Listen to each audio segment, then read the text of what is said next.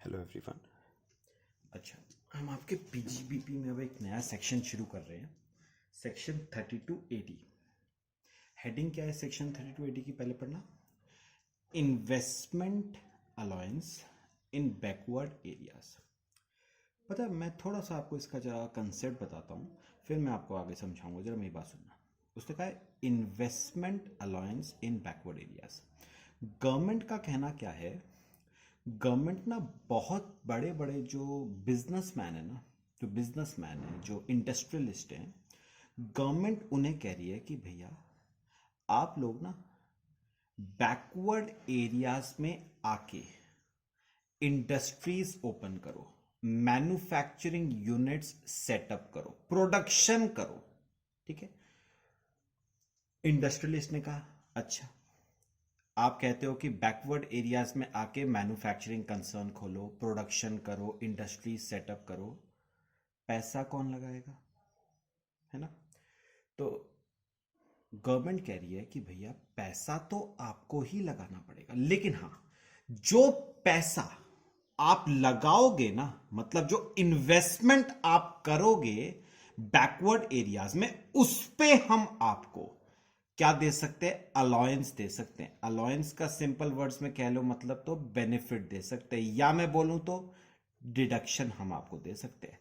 तो मैक्सिमम तो हम ये कर सकते हैं कि आप जितना इन्वेस्टमेंट करोगे बैकवर्ड एरियाज में मैन्युफैक्चरिंग यूनिट्स को सेटअप करने में, इंडस्ट्रीज को ओपन करने में, उस पे हम आपको, उस इन्वेस्टमेंट पे हम आपको डिडक्शन यानी बेनिफिट दे सकते हैं। अब पढ़ना शुरू करते हैं। देखो कंडीशंस क्या है।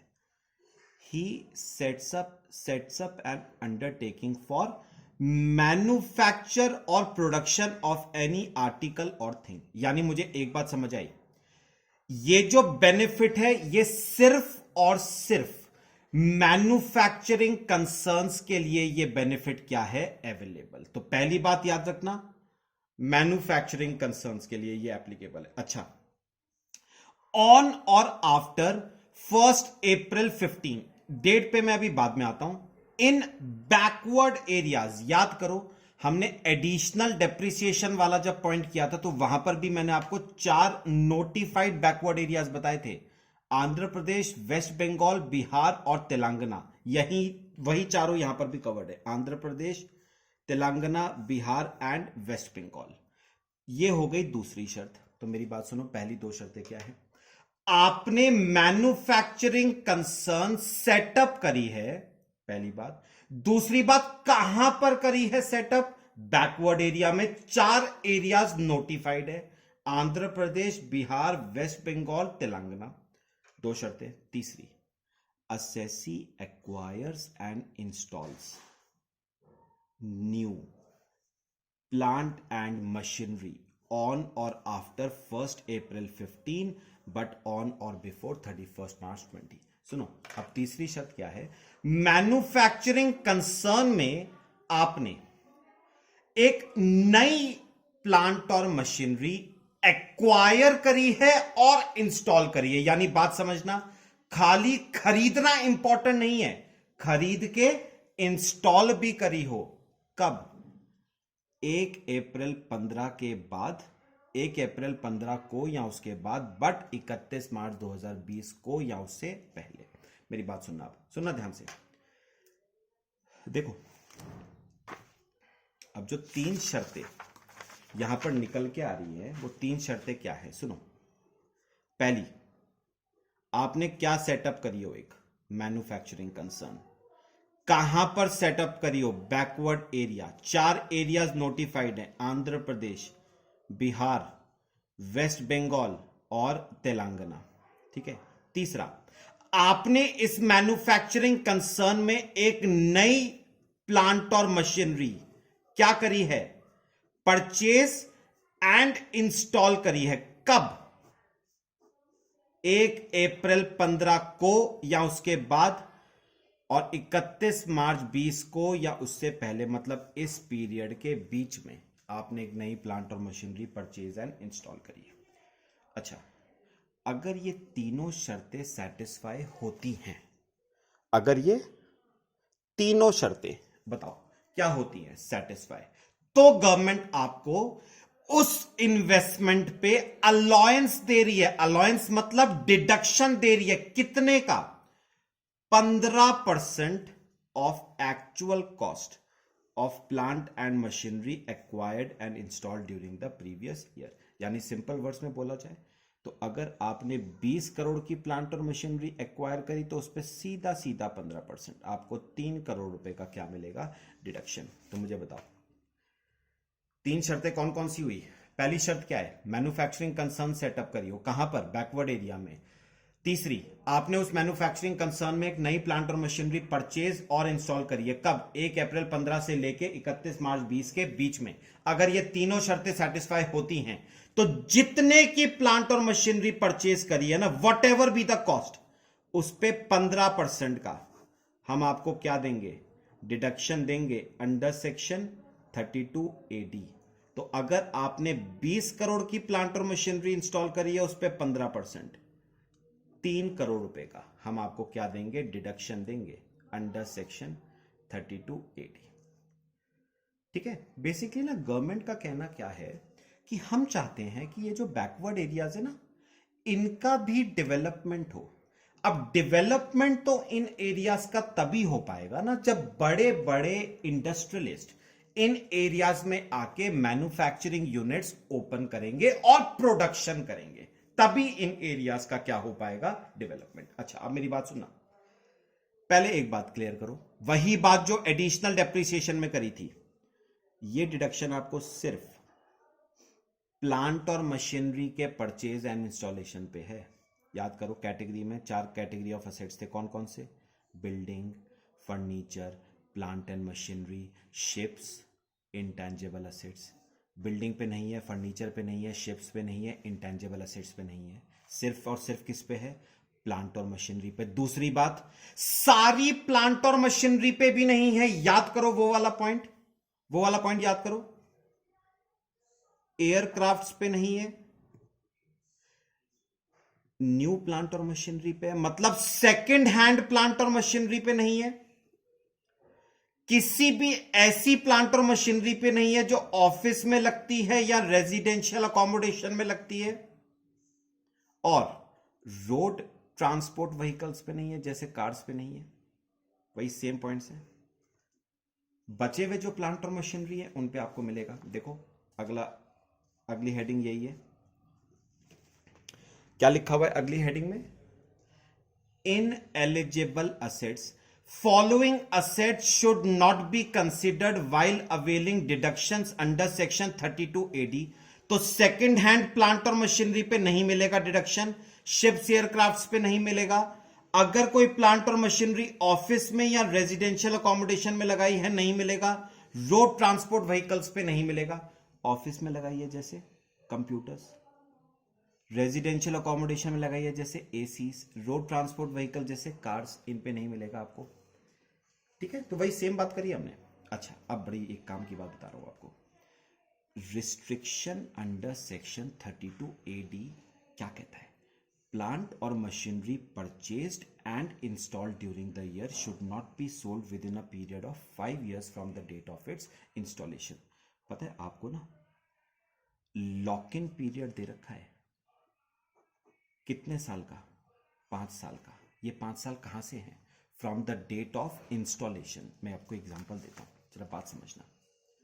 सुनो यहाँ पर देखो, ये ध्यान से, जरा मैं इंपॉर्टेंट बात कर रहा हूं आपसे। अच्छा मैंने ना एक प्लांट और मशीनरी 1 अप्रैल 16 को परचेज करी और इंस्टॉल किया 1 मई 16 को। ठीक है, तो मैंने ये प्लांट और मशीनरी कितने की खरीदी थी, मैंने 20 करोड़ की खरीदी थी। तो गवर्नमेंट ने मुझे 16-17 का जो पीएल था ना, उसमें गवर्नमेंट ने मुझे क्या दे दी, deduction they the under section 32AD। कितने की, कितनी मिलती है सेक्शन में, 20 करोड़ का 15%, तो 3 करोड़ रुपए की गवर्नमेंट ने मुझे क्या दे दी, डिडक्शन दे दी। चलो मैं भी खुश, गवर्नमेंट भी खुश। अब गवर्नमेंट ने क्या कहा, गवर्नमेंट ने कहा भैया ये जो डिडक्शन अभी आपको दे रहे हैं ना, ये प्रोविजनल बेसिस पे दे रहे हैं। किस बेसिस पे दे रहे हैं, ये आपको प्रोविजनल बेसिस पे हम आपको डिडक्शन दे रहे हैं। What do you mean by provisional basis, ये डिडक्शन आपको टेम्पररी बेसिस पे दिया गया है। गवर्नमेंट ने कहा गलती से भी ना आपने जो ये मशीनरी खरीदी है इसे बेच मत देना। कितने साल तक? इंस्टॉलेशन की डेट से 5 साल तक मत बेच देना। मतलब 1 मई 16 से अगर मैं 5 साल काउंट करूं तो ये आते हैं 30 अप्रैल 21 तक आप इस मशीन को गलती से भी बेच मत देना। तो 5 इयर्स का क्या है, लॉक इन पीरियड है। मैंने पूछा गवर्नमेंट से, अगले पेज पे आओ जरा, अगले पेज पे आओ, अगले पेज पे आओ। मैंने गवर्नमेंट से पूछा कि भैया ये बताओ, अगर मैंने बेच दिया, सपोज एग्जांपल लेते हैं, चलो सेल ऑफ असेट, मैंने सपोज इसे 1 अप्रैल 19 को बेच दिया, तो 30 अप्रैल 21 से पहले बेच दिया, 1 अप्रैल 19 को बेच दिया, क्या बिगाड़ लोगे मेरा? गवर्नमेंट ने कहा अच्छा, अब जो तू पीएल बनाएगा ना 19-20 का, हम क्या करेंगे, जो तूने डिडक्शन पहले अवेल करी थी अब उसे कर देंगे रिवर्स। मतलब पहले तुझे उसका डिडक्शन दिया था, अब वही 3 करोड़ तेरे हैंड्स में क्या होगा, taxable by deduction reversed under section 32AD। कितना? 3 करोड़। पहले हमने तुझे 3 करोड़ का डिडक्शन दिया था, अब यही 3 करोड़ तेरा क्या होगा, टैक्सेबल होगा अंडर द हेड पीजीबीपी। पक्का बताओ ये बात क्लियर हुई सबको? और दूसरी बात गवर्नमेंट, मैंने कहा अच्छा एक ही चीज होगी, मतलब 3 करोड़ का पहले आपने डिडक्शन दिया था, अब 3 करोड़ टैक्सेबल कर दोगे। गवर्नमेंट ने कहा इसके अलावा सेल ऑफ असेट पे कैपिटल गेन भी आता है, इफ एनी कैपिटल गेन भी आता है, और अगर कैपिटल गेन आया तो वो भी तेरे हैंड्स में क्या होगा, taxable under the head capital gains. ठीक है, तो ये तो खैर अभी कैपिटल गेन्स हमने आगे पढ़ना है, तो इसकी बात अभी खैर बाद में करेंगे। ठीक है, सम अप कर दो एक बार सेक्शन 32AD। आ जाओ, बहुत सिंपल। मेरे को बताओ सेक्शन 32AD का बेनिफिट 3 शर्तों पे मिलेगा। पहली बात, आपने मैन्युफैक्चरिंग कंसर्न सेटअप करी हो, कहां पर, 4 बैकवर्ड एरिया है वहां पर करी हो। कौन कौन से? आंध्र प्रदेश, बिहार, वेस्ट बंगाल, तेलंगाना।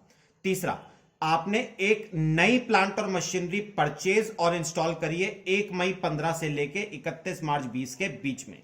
अगर ये तीनों शर्तें सेटिस्फाई होती हैं तो आपको डिडक्शन मिलेगा। कितने परसेंट का? 15%। 15% किसका? प्लांट और मशीनरी की कॉस्ट का 15% आपको दिया जाएगा डिडक्शन अंडर सेक्शन 32AD।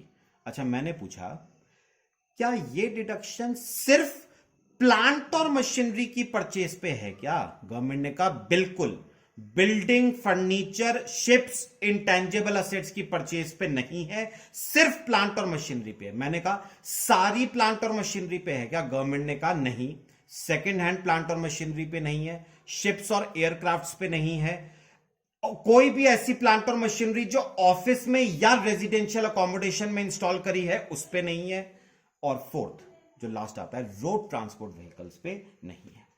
अच्छा, फिर मैंने गवर्नमेंट से एक बात और पूछी। मैंने कहा एक बात बताओ, ये जो मैंने प्लांट और मशीनरी खरीदी है, इंस्टॉल करी है, क्या मैं इसे अगले साल बेच सकता हूं? यहां चलो अगले साल नहीं, उससे अगले साल बेच दूं। गवर्नमेंट ने कहा भूल के भी मत बेच देना। मैंने कहा क्यों? गवर्नमेंट ने कहा भैया 5 साल का लॉक इन पीरियड है, मतलब जिस दिन आपने वो प्लांट और मशीनरी इंस्टॉल करी ना, वहां से 5 साल तक आप इस प्लांट और मशीनरी की सेल नहीं कर सकते। मैंने कहा क्या बिगाड़ लोगे मेरा? गवर्नमेंट ने कहा जो 15% का डिडक्शन आपको पहले दिया था ना, वही 15% का डिडक्शन रिवर्स हो जाएगा। ठीक है, रिवर्स मतलब पहले पीएल को डेबिट किया था, अब हम पीएल को क्या कर देंगे, क्रेडिट। मतलब ये 3 करोड़ रुपए आपके हैंड्स में अब क्या हो जाएगा, टैक्सेबल। मैंने कहा कौन से साल में करोगे टैक्सेबल? गवर्नमेंट ने कहा जिस साल में बेचा उसी साल में टैक्सेबल कर देंगे। पक्का? तो ये आपका सेक्शन 32AD। ठीक है, चलो बाकी हम नेक्स्ट क्लास में शुरू करेंगे। Thank you.